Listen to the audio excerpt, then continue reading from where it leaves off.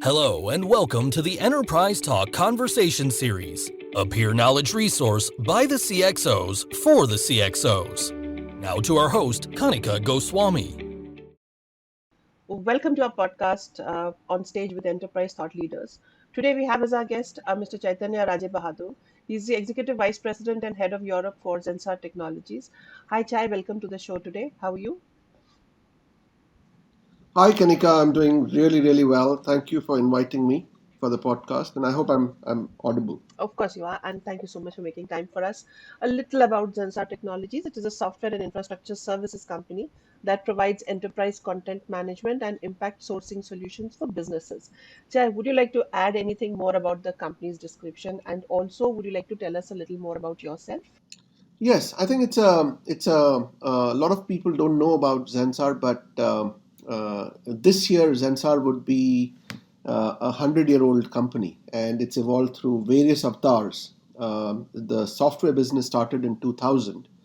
But the one thing I wanted to call out is that 100-year-old company today is a 100% living digital organization, which basically means that all our processes internally within the organization are 100% native digital, native cloud. And that has been taught as a case study in leading business schools like London Business School and Harvard.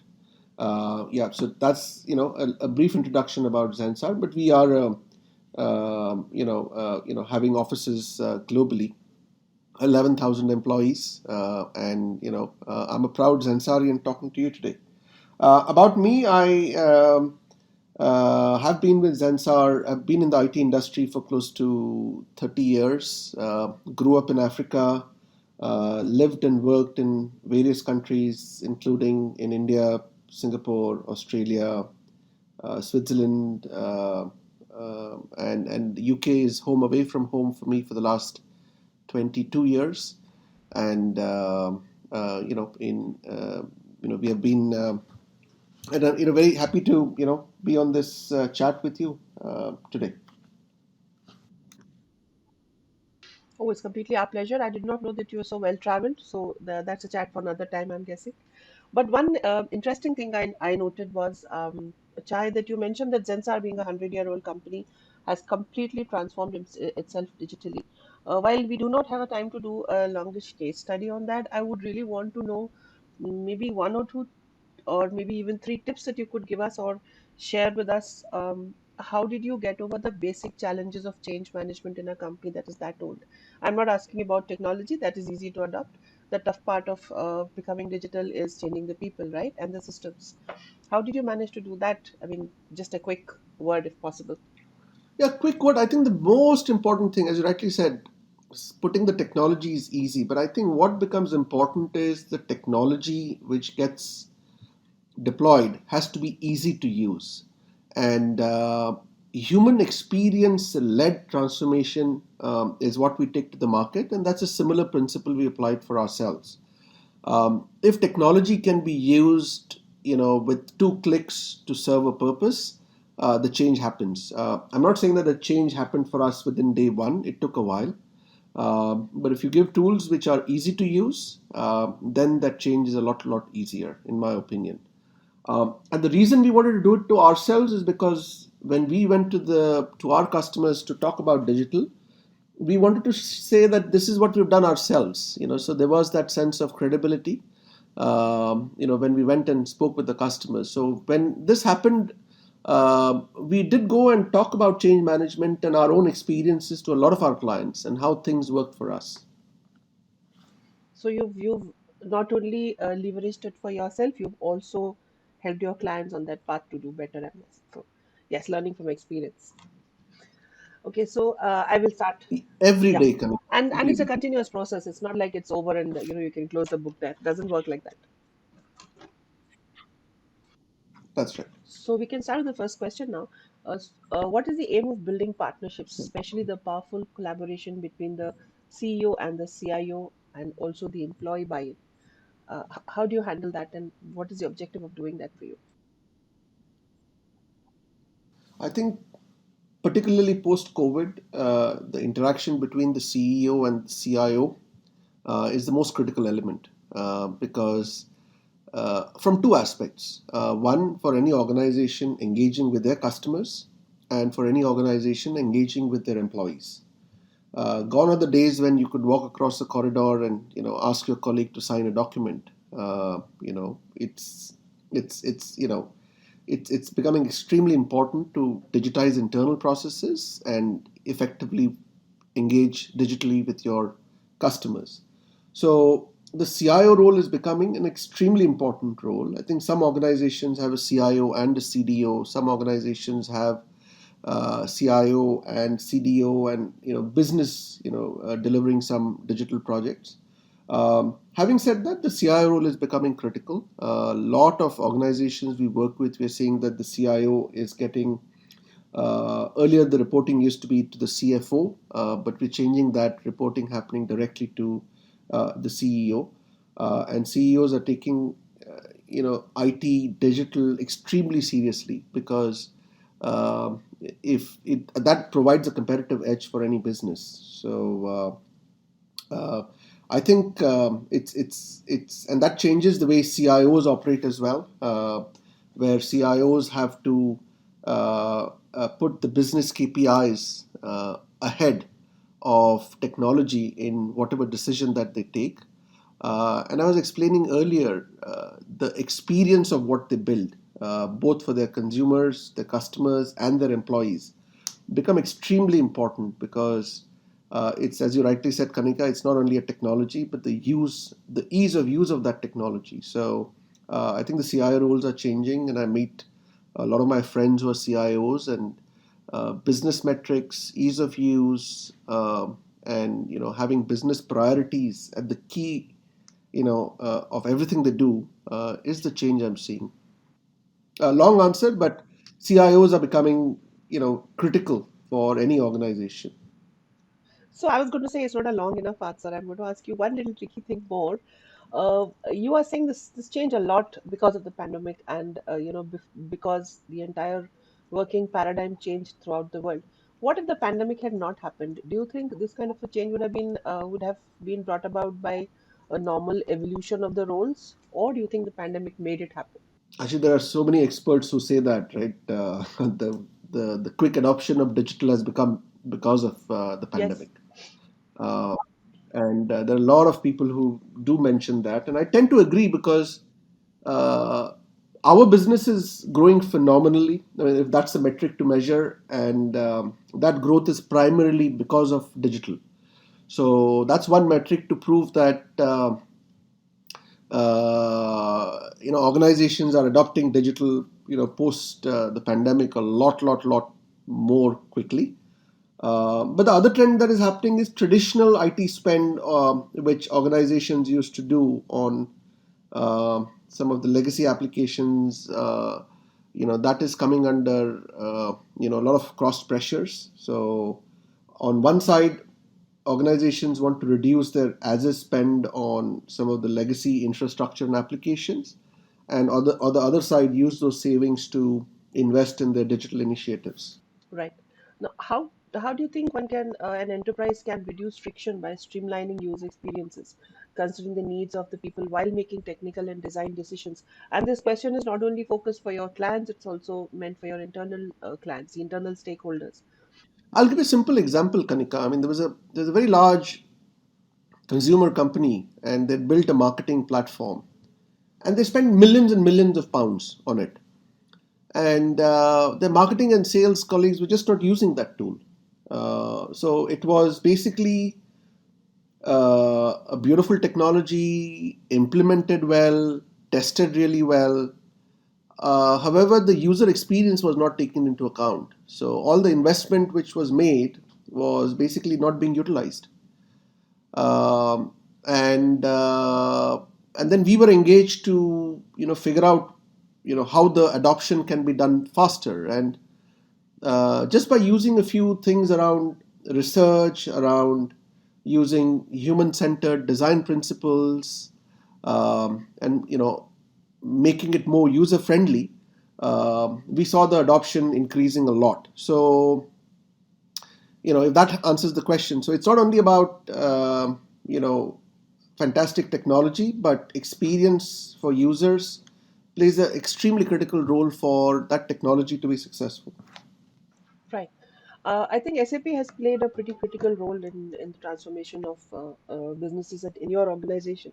What obstacles did you face? So, in general, what obstacles are enterprises facing when they embrace SAP, and how should business leaders address these challenges in this extremely fast-paced environment, and you can have no downtime at all, and there is no space for any kind of an error.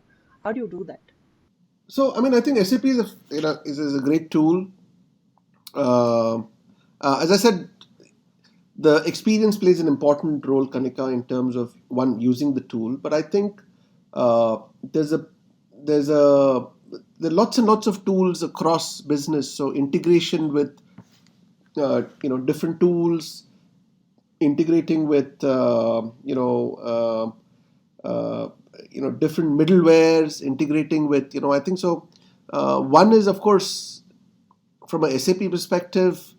Uh, as long as the functionality is being met, I think it's great. But I think organizations need to see how it can integrate with some of the future technologies coming around data, artificial intelligence, technologies around marketing automation. So I think organizations need to know how can they integrate all these various technologies with SAP or Oracle or any other enterprise application they use.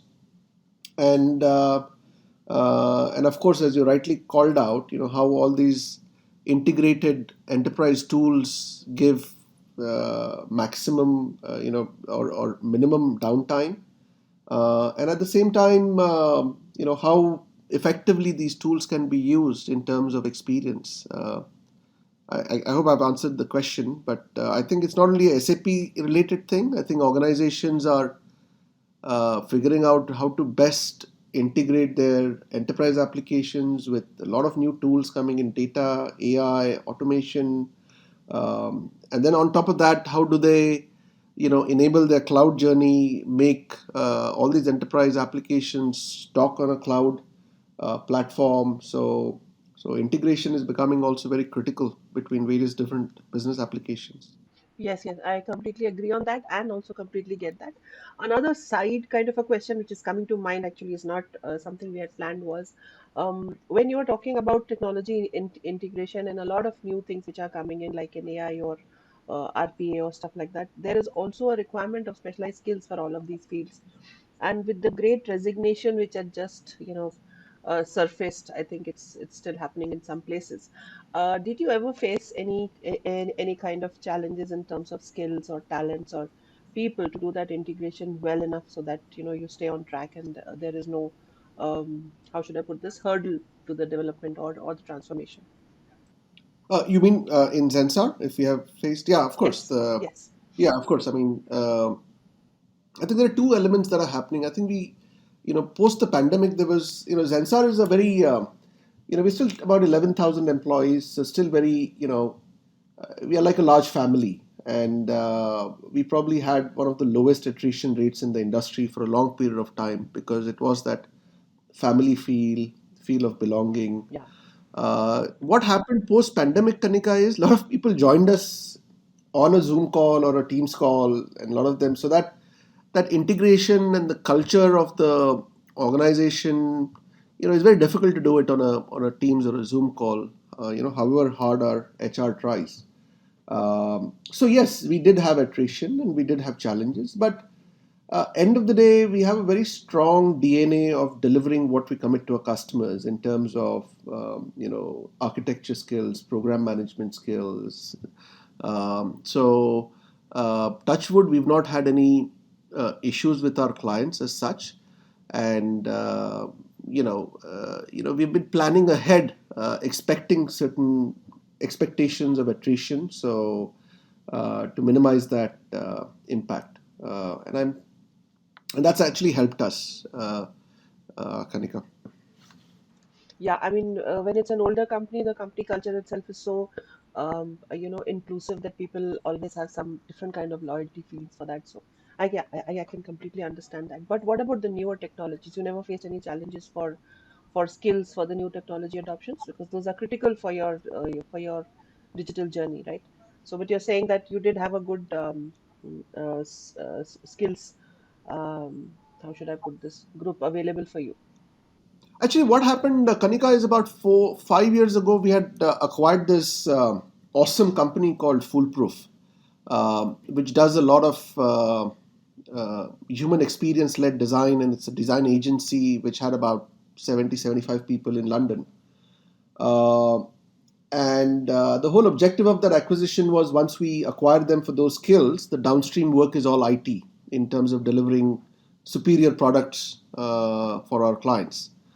So that acquisition has actually helped us to. I mean, that you know it, that business has grown many times now for us. So uh, in terms of uh, you know so so that actually helped us to attract, number one, lots of talent. The delivery, which was traditionally 90% offshore, has kind of moved in digital projects. It's almost become 50% on-site, 50% offshore.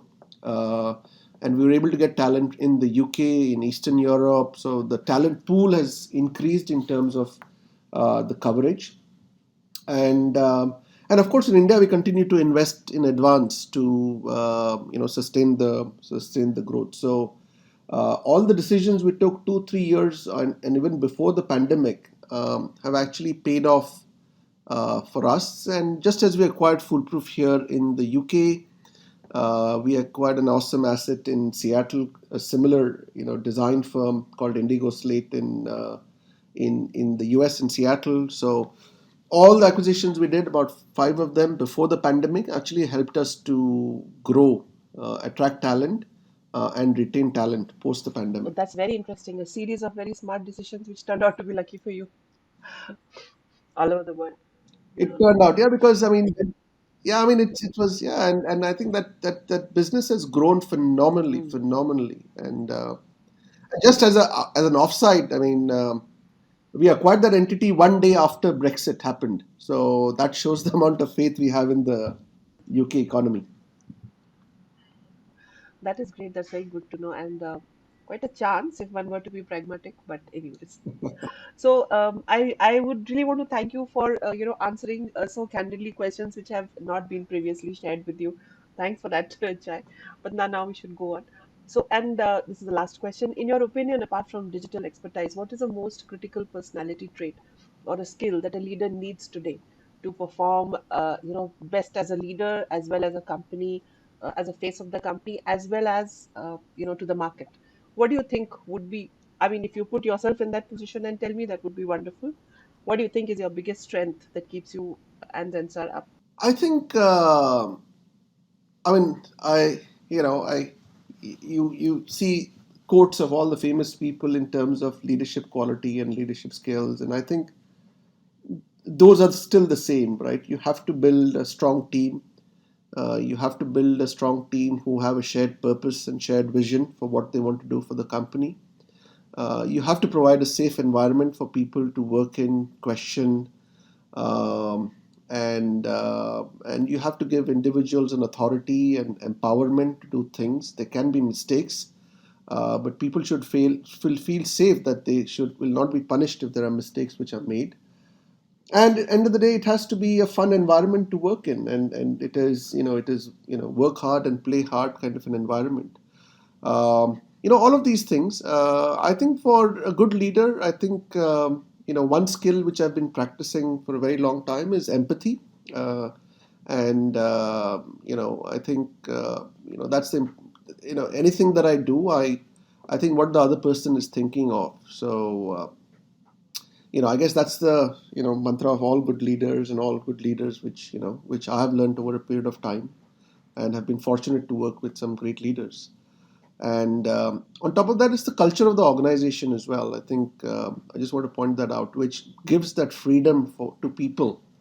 Zensar is part of the RPG group, as you're probably aware, Kanika, and happiness of all the employees is something which is the most critical factor in the entire RPG group. And that happiness is not there just for the sake of it, but the happiness of employees is something which is tracked on a regular basis, which shows the happiness health of our organization. So if you have a, one is the leader, but at an overarching level, if there is an organization mandate which talks about good being and happiness of employees, it helps. Yes, and that I think is an extremely, how should I put this? It's not only extremely, it's a phenomenally different way of looking at things, in an industry and in a world where only profits matter. If a leader has empathy for the employees, I think profits will come rolling in any case. Like, you know. So I think I'm at the end of my questions. If there's something which has occurred to you during our conversation which you would want to share with us about Zensar or about yourself, you're welcome to do that, Chai, if you also have the time for it. No, the only thing is, I mean, we we went through a little bit of a challenge ourselves to get to each other. So hybrid working is going to be the future. People working from home, people working from, some bit of traveling has started. Some offices have 20% or 30% of workforce going in offices. So I think all of us are learning of how hybrid working will happen. But I think that's also very critical going forward. So that's just the last thing which I thought I will, point out. Is there anything else you want to add for the hybrid working thing? If you have time, of course, we would like to hear from you. I think How does Zensar handle it? I think uh, hybrid working is a reality. We're seeing a lot of new tools of collaboration. We're seeing a lot of new ways of sharing information with each other, documenting that information, and because with somebody at home, somebody in office, somebody in a different location. And we're learning a lot of that, through some of the digital projects which are being executed right now, Kanika. If you see, digital projects are, either you build a new feature or you build some new, you build optimizations on your, digital channels. And typically, the teams who execute those projects are a combination of a researcher, a designer, a developer, a cloud engineer, a tester, and all these skills are also, people are also working from different locations and offices. So it's been a bit of a learning for us. Then how do you use tools? How do you use better collaboration? How do you share information? How do you document information? How do you track information? How do you assign tasks to people? And how do you deliver things? I think everybody's learning on how to make it better, and I think it's a journey where every organization will have its own a blueprint of hybrid working. But as I said earlier, I think it's all about the collaboration and tools and tracking that will help it make better and better. And Zensar has a role to play in making hybrid working easier for organizations. You offer solutions or technologies to Absolutely, do that. absolutely. So I think absolutely, because we do enterprise, we do enterprise infrastructure services, we do end user services. So and we're seeing that. I mean, there's one global organization who we work with. We're supporting their employees in like 80 countries. So you can imagine the complexity there. First of all, employees in 80 countries. I think post-COVID, uh, how do you upgrade their systems? How do you make them more secure? Cyber security is becoming so much more important. How do you so very, very complex, but we do provide those services to our clients and also implement them internally. Right. So I have to thank you for your time again, Chai. I know we got off a little late, but also appreciate the extra 20 odd minutes that you put in for us. Thank you so much for this conversation, and we hope to speak again soon. Thank you so much, Kanika. Thank you so much for the team, and I really enjoyed the conversation. Thank you. So did I. Thank you so much for being with us. Please do follow us on social media for regular updates and new content.